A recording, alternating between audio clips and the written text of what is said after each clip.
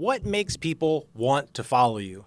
Welcome back, everybody. Here we are again at Be Good Leadership. I am Ronnie Caldwell, and I'm trying to help people get better at leading and making situations and people better.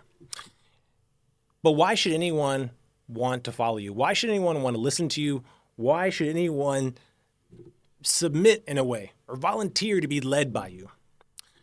Look, leaders ask people to do things that aren't easy. And sometimes they're not even timely, right? The leader oftentimes has to come up and say, hey guys, we got to get this done. And it is not at all the priority people were thinking about. And you got to interrupt workflow to switch directions and courses.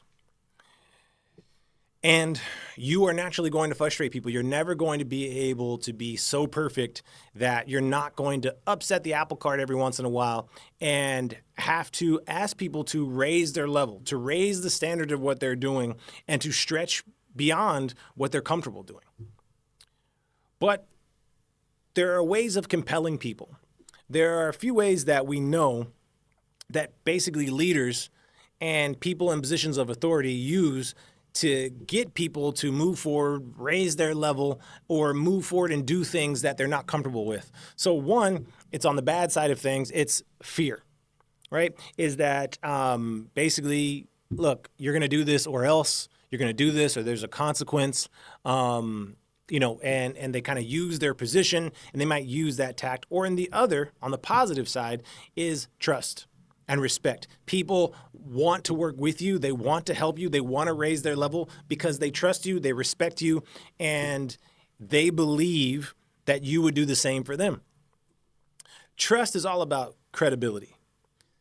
Credibility, character, are you worth following, right? Is the way to build trust is people have to be convinced that you're the kind of person who's worth listening to. You're the kind of person who would have their backs in any kind of situation. Trust is reciprocal, right?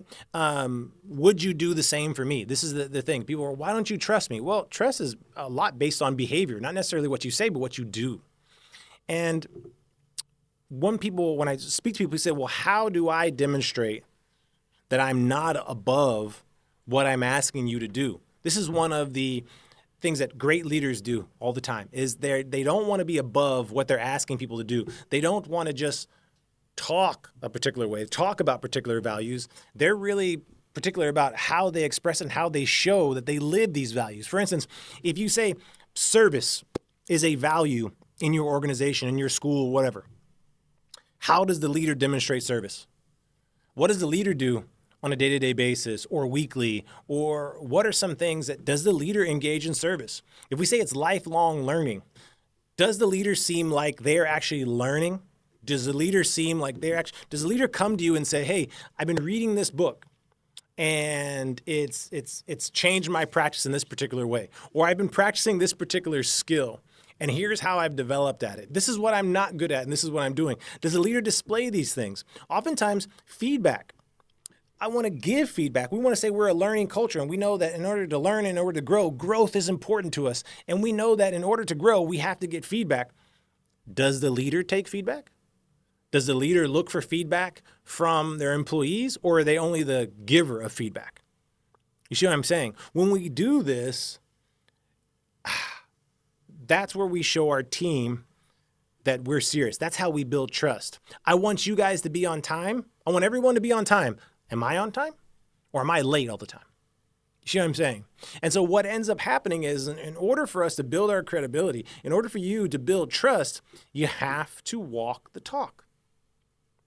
This makes you even more credible as a leader or an authority position or as a parent because people rarely expect it.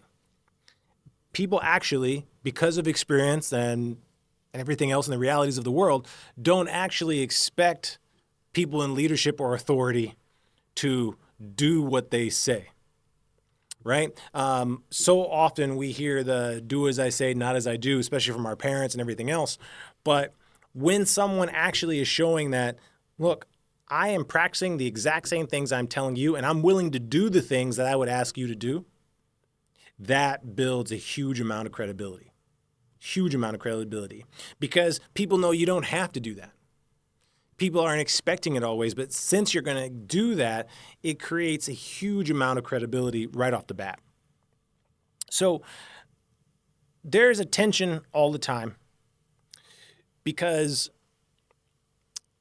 the more authority, the more seniority we get, we do feel like we need to spend less time showing these behaviors. I need to sort of strategize. I need to be delegating more. But what ends up happening is they lose touch, because some people say, and they start to think that, well, me displaying some of the same things that I'm asking others to do, I'm detached from that work, so it's not worth my time. However, for a school leader, for instance, they might say, it's not a good use of my time to substitute for a teacher. It's not a good use of my time to go into a classroom when a teacher needs some time to do some PD or whatever and be the one who subs in that class. But you don't have to do these things often.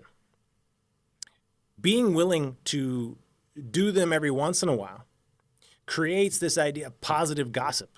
What I would say is that whatever a leader does, people talk about, bad or good.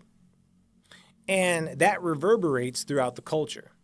Being willing to do some of the stuff, or to pick up some of the slack, or to do some of the on the ground work that you as a leader don't have to do anymore, but being willing to do it. You don't have to do this every day. You can do it, once a month. You can do it every 2 weeks, however you want to do it. But the fact that you're willing to engage in it will reverberate. People will talk about that. People will know that. They'll hear that story. And that story, even the people who didn't see it or didn't benefit from it right in that moment, they'll hear about it. And that builds the trust in your organization throughout. Just as the behaviors in the opposite direction will just destroy a culture. And so often it does, and creates toxicity. It's the same thing in an organization when, let's say, the CEO of the organization is coming down hard on absenteeism and really asking you, well, what are you using the personal days for? You have personal days, but we're going to make you explain exactly what you're going to be doing with those personal days, right? And whether or not we really want you to take a personal day. You're coming down hard on absenteeism, but then everyone sees that CEO has worked it into his contract that he can take time off whenever he likes. He's not asking anybody. He's actually taking more time off than other people. He's just wherever he wants to be. And the people in authority aren't practicing that same thing of trying to be at work often. Who are they accountable to?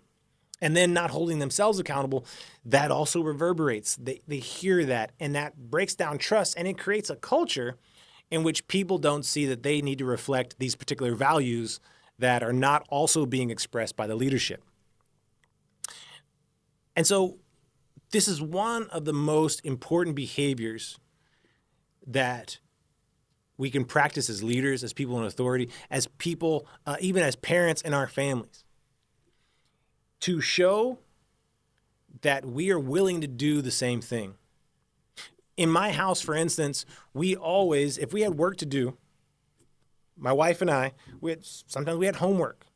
We would do our homework at the dining table, the same place where our kids would have to do theirs. Because what we also wanted to display is that sometimes homework is necessary. Homework is not necessarily a punishment. Sometimes all of us have to do a little bit more work at home. Sometimes there's a little bit that we need to do, and at least we can all do it together here.